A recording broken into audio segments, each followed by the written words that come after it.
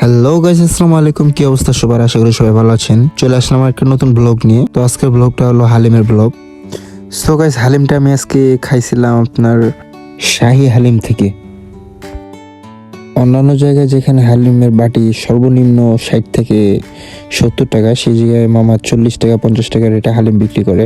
আলহামদুলিল্লাহ, এত কম টাকায় অনেক অনেক ভালো কোয়ান্টিটি দিচ্ছিল। অল্প টাকায় অনেক ভালো মানের মাংস দিছে। আমি প্রায় 7-8টা মাংসের পিস পাইছি।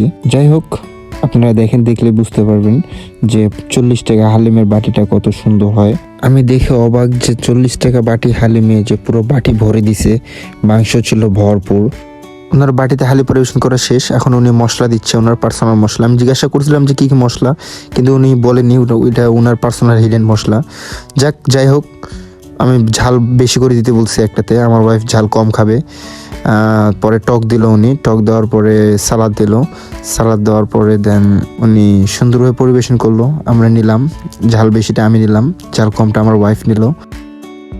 খুব ভালো ছিল। এটা আপনার লোকেশনটা হচ্ছে ময়মনসিংহ কলেজ মেডিকেলের ঠিক সামনে মামা বসে প্রতিদিন।